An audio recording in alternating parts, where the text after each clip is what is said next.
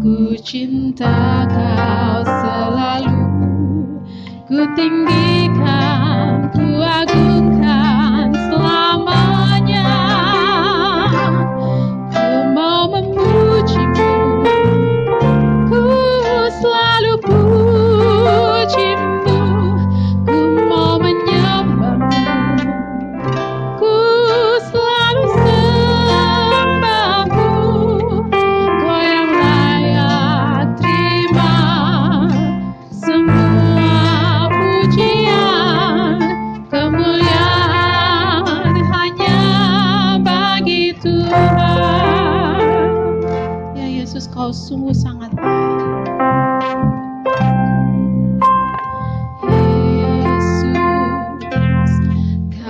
sungguh baik, Yesus, namamu indah, Yesus, ku cinta kau selalu, ku tinggikan, ku agungkan selamanya. Ku mau memujimu, ku selalu pujimu, ku mau menyembahmu, ku selalu sembahmu. Kau yang layak terima semua pujian, kemuliaan hanya bagi Tuhan. Ya, ku mau memujimu, ku mau memujimu, ku selalu pujimu, ku mau menyembahmu, ku selalu sembahmu. Kau yang layak terima semua pujian, kemuliaan hanya bagi Tuhan. Ku mau memujimu Tuhan, ku mau memujimu, ku selalu pujimu, ku mau menyembahmu, ku selalu sembahmu. Kau yang layak terima semua pujian, kemuliaan hanya bagi Tuhan. Ya, kemuliaan hanya bagi Tuhan. Ya, kemuliaan hanya bagi Tuhan.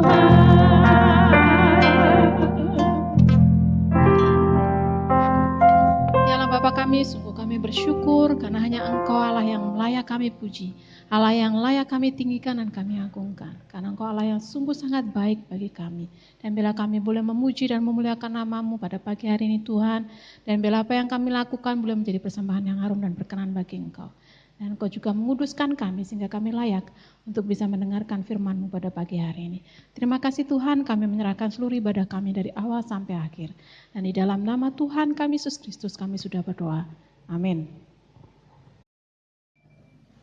Ya, pada pagi hari ini kita mau terus bersukacita karena Allah Tuhan kita, Allah yang luar biasa, yang mengasihi kita, dan mari kita memuji kebesarannya, memuji Tuhan kita. Satu lagu setia dan benar, karena Allah kita, Allah yang layak untuk kita puji.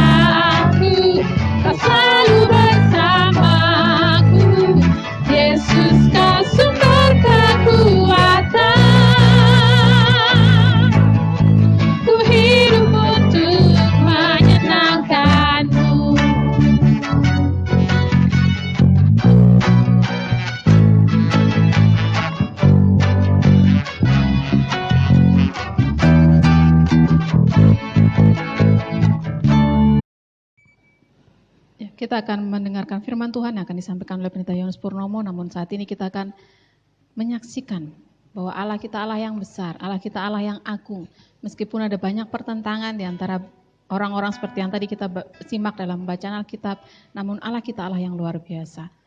Segala hal yang Dia lakukan adalah ajaib dan benar. Kita akan nyanyikan Kau Terlebih Besar.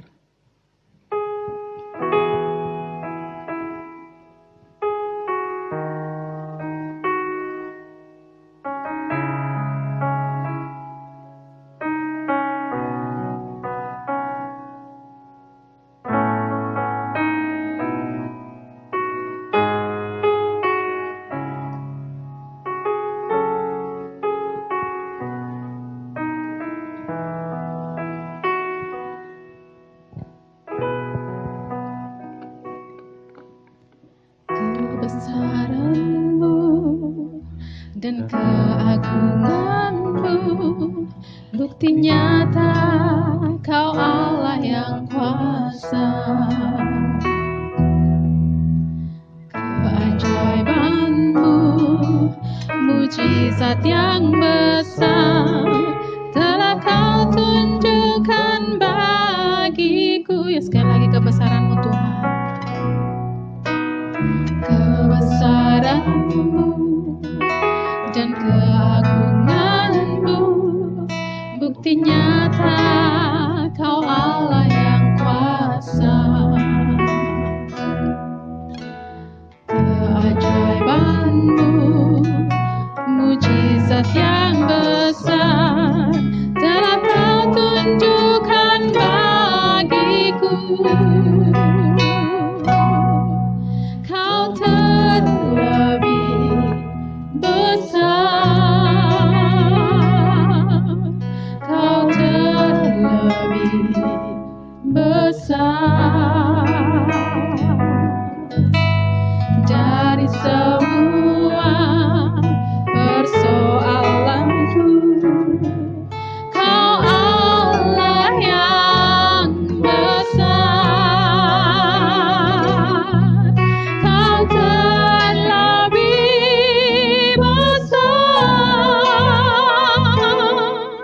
Kau terlebih besar dari semua pergumulanku. Kau Allah yang besar. Ya, sekali lagi kita nyanyikan bahwa kebesaran dan keagungan Tuhan Allah yang luar biasa. Kebesaran-Mu dan keagungan-Mu, bukti nyata Kau Allah yang kuasa. Keajaiban-Mu, mujizat yang besar telah Kau tunjukkan bagiku. Kau terlebih besar, Kau terlebih besar dari semua persoalanku. Kau Allah yang besar, Kau terlebih besar, Kau terlebih besar dari semua pergumulanku. Kau Allah yang besar, ya Kau terlebih besar, Kau terlebih besar, Kau terlebih besar dari semua persoalanku. Kau Allah yang besar, ya Kau terlebih besar, Kau terlebih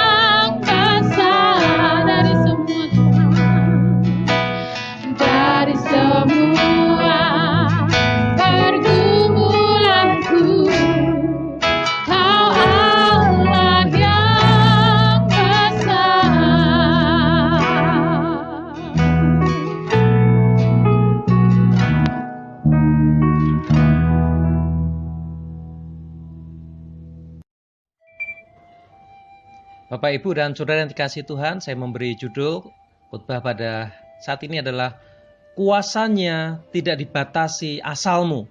Kuasa Tuhan tidak dibatasi asal kita. Kita sudah membaca tadi dari Yohanes pasal yang ke-7 ayat yang ke-25 sampai dengan yang ke-36.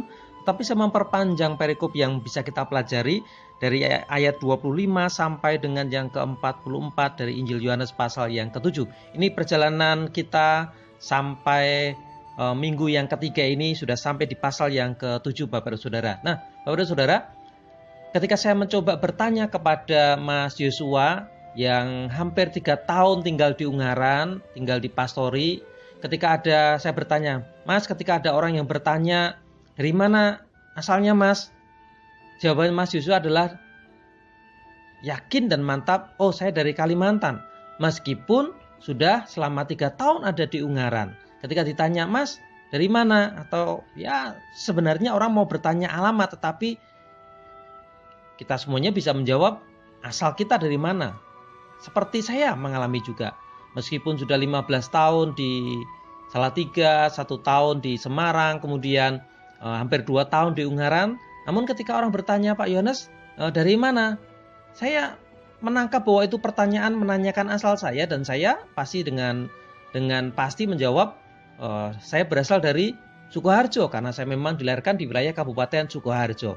Nah, Bapak Saudara, akhir-akhir ini agak memanas isu rasisme di Amerika sejak kasusnya George Floyd meninggal.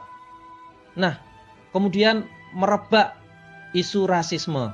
Ada beberapa video viral, salah satu yang saya lihat adalah ketika ada orang Asia yang sangat mungkin orang atau mahasiswa Indonesia diprovokasi oleh mahasiswa kulit putih, bahkan mulai dikasari ataupun diajak berkelahi.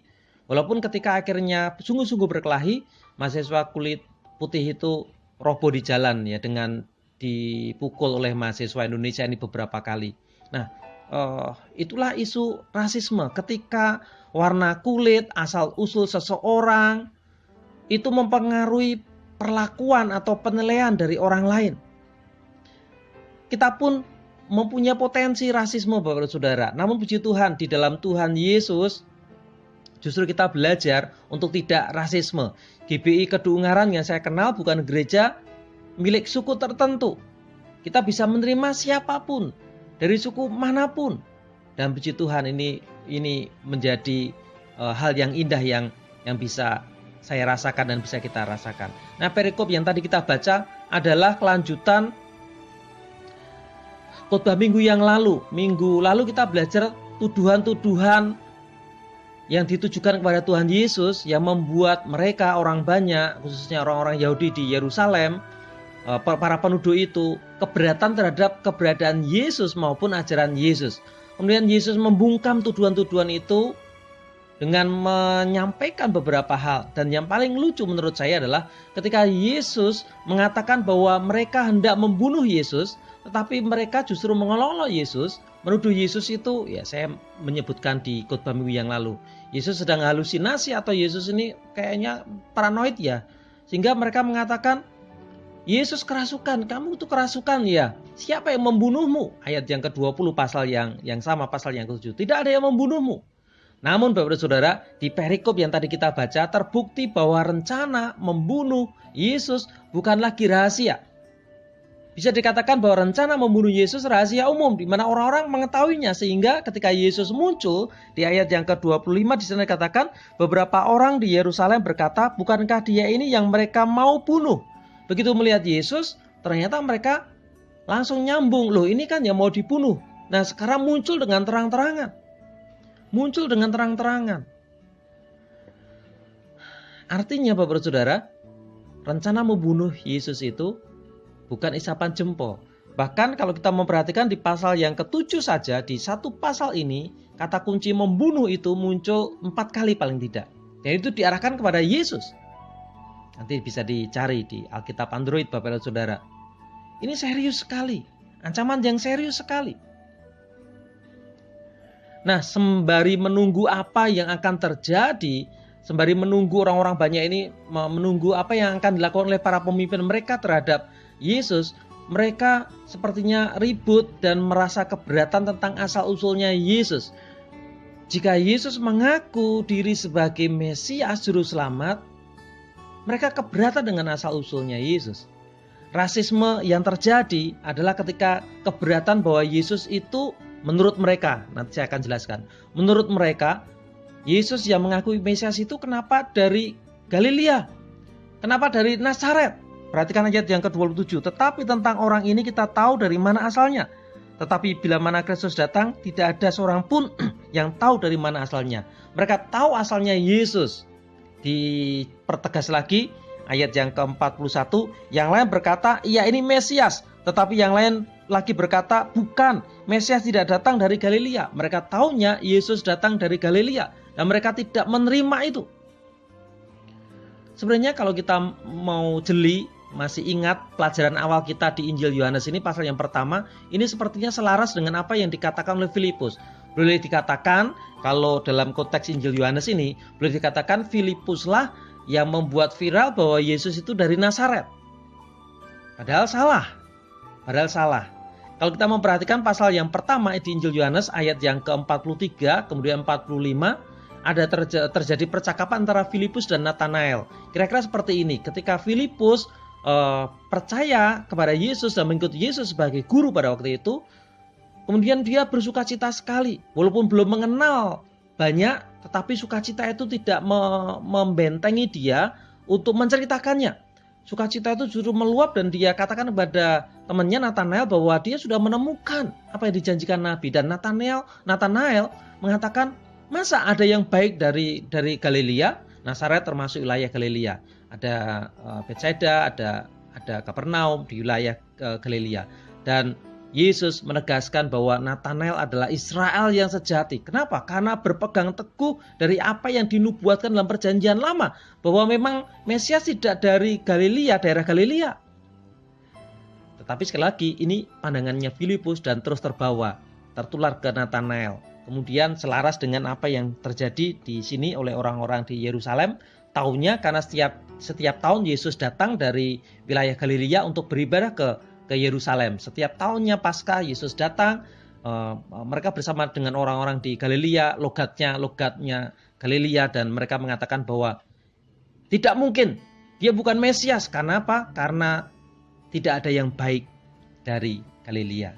Nah, Bapak-Ibu Saudara, ini menarik sekali sebenarnya. Ini rasisme banget. Kalau dengan bahasa yang sederhana seperti ini.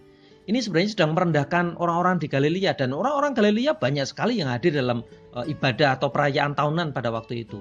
Mereka mau mengatakan orang Galilea itu nggak ada yang baik loh. Orang Galilea itu nggak ada yang memenuhi syarat untuk dikatakan baik. Apalagi Mesias.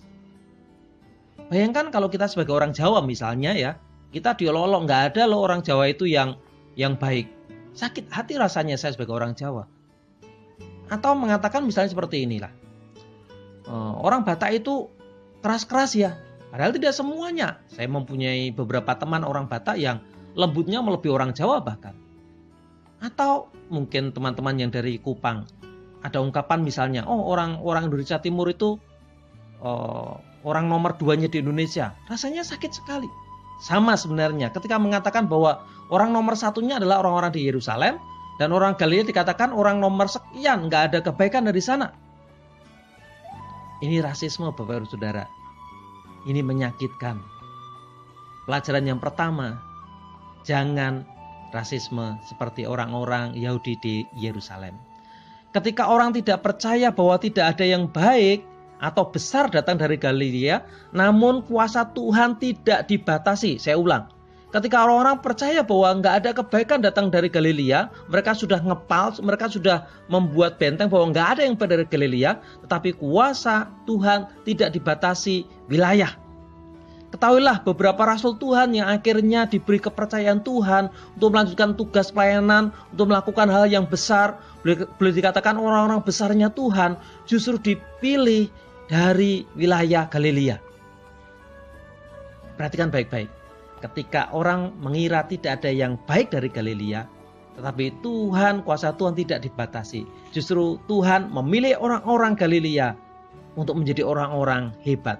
Ya pasti diantaranya ada Filipus, Nathanael, ada Andreas, ada Filipus. Murid-murid yang dipanggil pertama kali itu adalah orang-orang Galilea. Kasih karunia dan karya Tuhan tidak dibatasi asal-usul saudara. Asal kita menyerahkan hidup kepada Tuhan Yesus, Tuhan mau memakai kita untuk hal baik yang mempermuliakan nama Tuhan sendiri. Mari kita belajar untuk saling menerima. Kita semuanya orang Indonesia, apalagi ketika kita percaya kepada Yesus, kita menjadi sama identitasnya, yaitu warga kerajaan surgawi. Yang kedua, atas keberatan tersebut Yesus menyampaikan jawaban secara tidak langsung. Nanti Bapak Ibu sudah membacanya atau mendengar bacaan kitab tadi. Yesus memberikan jawabannya atas keberatan orang-orang, loh, Mesias kok dari Galilea gitu ya. Yesus adalah sang Mesias sejati. Yesus adalah memang Mesias juru selamat. Dan apa yang dikatakan Yesus tentang asal usulnya? Ini jawaban Yesus, Bapak Ibu Saudara. Yang pertama, bahwa Mesias itu datang dari surga. Mesias itu datang dari Bapa surgawi. Mesias harus datang langsung dari Allah Bapa.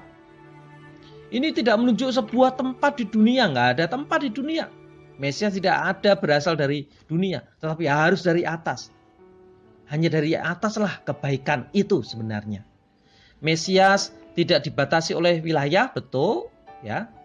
Mesias sejati, tetapi datang harus memenuhi semua nubuatan yang sudah tertulis dalam Perjanjian Lama. Dan orang-orang yang mempersoalkan ini sebenarnya sangat menguasai Perjanjian Lama, sangat menguasai nubuatan-nubuatan tentang Mesias. Saudara, Mesias itu, atau dalam hal ini Yesus sang Mesias itu bukan sekedar nabi atau rasul. Mesias adalah sang ilahi yang berinkarnasi, yang menjelma menjadi manusia. Nabi dan rasul perlu mendengar dari malaikat, pemberitahuan malaikat, apa yang diinginkan Tuhan, baru nanti menyampaikan ke umat. Tetapi Yesus selalu mengatakan, aku melihatnya sendiri. Lalu Yesus sering mengatakan, Bapa di dalam aku dalam Bapa. Apa yang aku katakan langsung dari Bapa. Tidak melalui malaikat, tidak perlu Gabriel, tidak perlu Jibril. Kenapa? Karena Mesias adalah ilahi. Dia berasal dari Bapa sendiri. Dia pesan Bapa sendiri sebenarnya. Kalimatullah, firman Allah yang menjelma menjadi manusia. Mesias berasal dari Bapa surgawi, dari kerajaan surga. Maka Mesias akan kembali ke surga, Bapak Saudara. Dunia bukan rumahnya Yesus. Makanya secara manusiawi ketika Yesus berinkarnasi menjadi manusia, dibatasi usia juga. Dia akan kembali ke surga dan kenaikannya sudah kita peringati pada bulan Mei yang lalu. Karena dia berasal dari surga, dia kembali kepada surga. Dan barang siapa percaya kepadanya pasti tidak akan tersesat, dibawanya kembali ke dalam kerajaan surga. Jadi terpujilah nama Tuhan dan bersyukurlah Bapak Ibu Saudara kalau percaya kepada Yesus sebagai Mesias karena dia berasal dari atas, bukan dari dunia ini, bukan dari Galilea, bukan dari Galilea. Jadi anggapan orang pada waktu itu salah besar. Yesus bukan dari Nazaret, Yesus bukan dari asal usulnya bukan dari Galilea, tapi dari Bapa surgawi langsung. Yang kedua, jawaban Tuhan Yesus sebenarnya adalah untuk menunjukkan bahwa mereka salah juga. Mereka memahami Perjanjian Lama dengan sangat baik, memahami setiap nubuatan dengan sangat baik, tetapi mereka tidak jeli bahwa peristiwa kelahiran Tuhan Yesus itu sebenarnya, inkarnasinya Tuhan Yesus itu melalui lahir menjadi manusia itu sebenarnya belum lama. Ya, kita menganggap kira-kira 3 tahun atau 31-32 tahun usia Yesus ketika sedang berbicara ini. Artinya belum lama. Tapi mereka sudah melupakan apa yang terjadi itu. Khususnya yang tua-tua.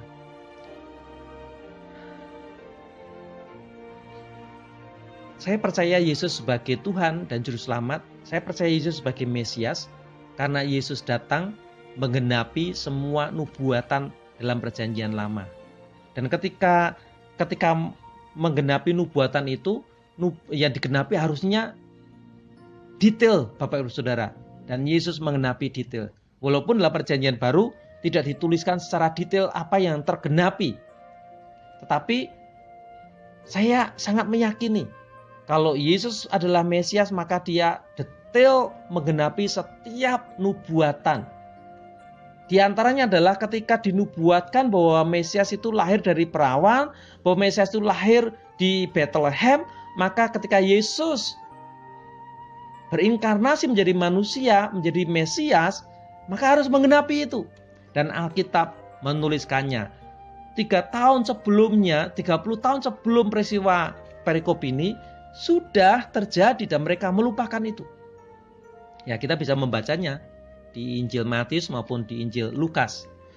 Bahwa Yesus lahirnya di kota Daud, yaitu Bethlehem. Cerita lengkapnya kita sudah hafal betul peristiwa Natal itu. Mau ditelusuri nubuatannya adalah bahwa Mesias itu harus keturunan Daud. Makanya Yesus lahir ketika ada sensus penduduk dan semua keturunan Raja Daud harus kembali ke Bethlehem untuk sensus. Baik Yusuf maupun Maria, orang-orang yang dipilih Tuhan dalam proses inkarnasi menjadi orang tua secara alamiah. Maria melahirkan Yesus, kemudian Yusuf ini bukan bapak kandungnya Yesus, tetapi sebagai bapak hukumnya Yesus. Kalau kita memperhatikan baik di Matius maupun di Lukas, baik Yusuf maupun Maria adalah keturunan Raja Daud.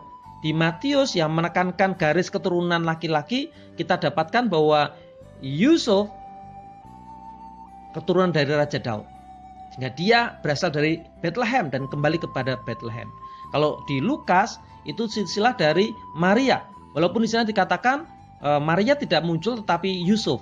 Nanti kalau diperbandingkan di Lukas, Yusuf dikatakan anak Eli, sedangkan di Matius Yusuf dikatakan anak Yakub. Yang benar mana? Di Lukas, Yusuf sebagai suami Maria adalah anak secara hukum Eli sebagai orang tuanya Maria. Baik Maria maupun Yusuf harus keturunan Raja Daud dan itu tergenapi. Yesus sang Mesias berinkarnasi, menjelma menjadi manusia secara alamiah, memenuhi semua tuntutan nubuatan, maka Yesus lahir di Bethlehem dari seorang perawan. Agak menyimpang sedikit, intermezzo sedikit. Berarti setiap hal yang tertuliskan dalam perjanjian lama, nubuatan tentang Tuhan Yesus tergenapi di dalam diri Tuhan Yesus. Termasuk penderitaannya. Makanya saya pernah menyampaikan, mungkin kalau Bapak Ibu lupa, saya mengingatkan, kenapa dua murid Yesus ketika Yesus bangkit, ketika mereka sedang dalam perjalanan, lalu disusul Yesus, mereka tidak mengenal Yesus. Kenapa awal-awal kebangkitan Tuhan Yesus, mereka tidak mengenali Yesus? Ada yang aneh ya. Mungkin ada yang mengatakan, oh karena penuh kemuliaan ya, diantaranya itu.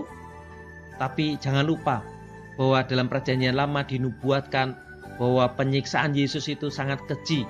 Diantaranya yang digenapi oleh Yesus, walaupun tidak dituliskan secara langsung di perjanjian baru, tetapi itulah yang membuat mereka asing sekali. Coba bayangkan Bapak Saudara, kalau saya misalnya brewokan dengan kumis dan janggut yang sangat lebat, brewok seperti itu, selama bertahun-tahun Bapak Ibu mengenal saya brewokan seperti itu, tiba-tiba saya pergi mungkin 2 atau 3 minggu, kembali ke Ungaran dengan semuanya dicukur bersih. Mungkin Bapak Ibu akan pangling dengan saya. Ragu, ini siapa sih? Ini siapa sih?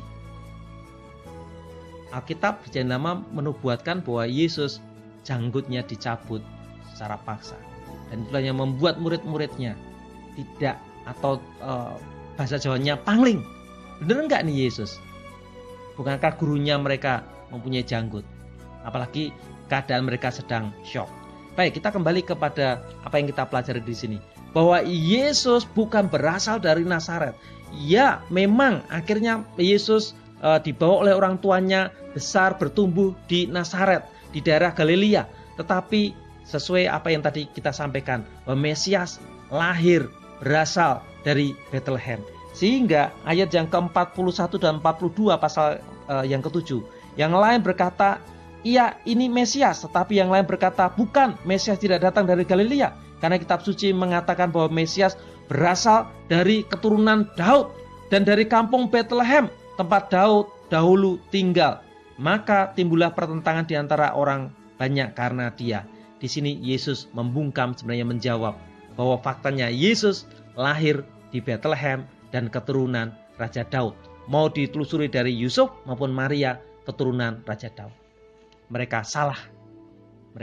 Mereka rasisme, mereka salah menilai asal-usul Yesus. Pelajaran yang kedua ini, mari kita percaya kepada Yesus sebagai Mesias. Yesus juru selamat yang semuanya memenuhi nubuatan sebelum Yesus datang, bahkan akhirnya naik ke surga setelah mengorbankan dirinya di atas kayu salib. Silsilah kemanusiaannya terpenuhi melalui dinubuatkan dan terpenuhi melalui Yesus. Yesus Sang Mesias bukan berasal dari dunia. Mari dua hal ini boleh menjadi berkat bagi kita. Jangan rasisme, terima siapapun di dalam Yesus. Dan jangan kecil hati, siapapun kita, berasal dari manapun kita, ketika kita sudah menyerahkan hidup kepada Tuhan, Tuhan mampu menggunakan kita secara luar biasa. Kuasa Tuhan tidak dibatasi asal-usulmu. Dan kita belajar untuk terus percaya Yesuslah Mesias yang menggenapi nubuatan dalam perjanjian lama. Kiranya Tuhan memberkati kita. Mari kita berdoa. Bapa Surgawi, kami sungguh bersyukur pagi hari ini belajar. Biarlah apa yang sudah kami dengar, pelajari, menguatkan kami. Di luar sana ada banyak tuduhan-tuduhan yang tidak berdasar untuk melemahkan atau mengoyakkan iman kami. Tuduhan-tuduhan kepada Yesus sudah terjadi pada waktu Yesus ada di dunia ini. Orang-orang merasa keberatan dengan keberadaan Yesus sebagai Mesias. Tetapi pagi hari ini kami belajar bahwa Engkaulah Mesias sejati. Engkau berasal dari surga. Engkau berasal dari Bapa dan kembali kepada kerajaan-Mu. Tentu Engkau akan membawa kami dengan pasti masuk ke dalam kerajaan surga. Sebab itu kami tidak mau melepaskan iman kami ini ya Tuhan. Tidak mau melepaskannya ditukar dengan apapun. Kami percaya Engkaulah Mesias, Tuhan, Juru Selamat pribadi kami. Dan kami belajar ya Tuhan supaya kami tidak saling membedakan karena asal-usul kami. Kami menerima siapapun di dalam Yesus. Dan gereja akan mempersatukan orang-orang tanpa memandang suku, ras, warna kulit, asal-usul kami. Asal kami di dalam Yesus, kami adalah tubuh Kristus. Bapa Surgawi, berikan kekuatan kepada kami untuk bisa melakukan kebenaran firman Tuhan ini. Dan akhirnya kami menyerahkan seluruh hidup kami kepada-Mu ya Tuhan. Pakai kami yang terbatas ini untuk menghasilkan hal yang mempermuliakan nama Tuhan. Berkatilah GBI Kedu Ungaran menjadi alat Tuhan memancarkan terang bagi dunia ini, bagi sekitar kami. Kami menyerahkan untuk setiap pribadi lepas pribadi yang mendengar siaran channel ini. Supaya dimanapun kami berada, Tuhan melimpahkan kasih dan karunia kepada kami. Memberkati kami dengan kekuatan dan kesehatan. Berkatilah keluarga kami ya Tuhan. Karena mereka menjadi bagian sukacita kami. Supaya semuanya lengkap di dalam proteksi perlindungan Tuhan. Menyerahkan untuk keluarga kami supaya dicukupkan Tuhan. Melalui setiap pekerjaan usaha yang kami tekuni, Tuhan akan memenuhkan setiap kebutuhan kami ya Tuhan. Bahkan kami bisa membagikannya kepada orang lain. Kami menyerahkan untuk masa depan kami ke dalam tangan kuasa-Mu. Anak-anak kami, Tuhan akan tolong ya Tuhan. Dan kami tidak pernah jemu menyerahkan Indonesia ke dalam tangan kuasa-Mu. Secara khusus ketika kami memasuki tatanan kehidupan yang baru. Karena virus corona ini belum selesai, tetapi hidup harus terus berjalan. Kami harus mengadakan penyesuaian-penyesuaian. Kami harus mengubah perilaku-perilaku kami. Berkatilah ya Tuhan pemerintah kami. Menjadi alat Tuhan untuk bisa mengendalikan dan menyelesaikan persoalan-persoalan berkaitan dengan pandemi ini ya Tuhan. Setiap kebijakan yang diambil boleh berpihak bagi kebaikan masyarakat dan rakyat umum. Menyerahkan untuk presiden, wakil presiden dengan segenap jajarannya. Berkati dengan hikmat Tuhan. Menjadi alat bagi kemajuan dan kemakmuran bangsa Indonesia ini. Berkatilah dunia. Kami menunggu kelepasan ya Tuhan. Kami menunggu waktunya Tuhan terjadi. Terima kasih ya Tuhan. Kami menyerahkan supaya kami bisa segera untuk menikmati ibadah secara langsung. ataupun kami tetap bisa menolong setiap orang yang karena kondisi tidak bisa ibadah secara langsung dengan cara ibadah melalui daring channel ini ya Tuhan. Terima kasih ya Tuhan, ampuni dosa kami. Di dalam nama Tuhan Yesus kami berdoa dan bersyukur. Amin.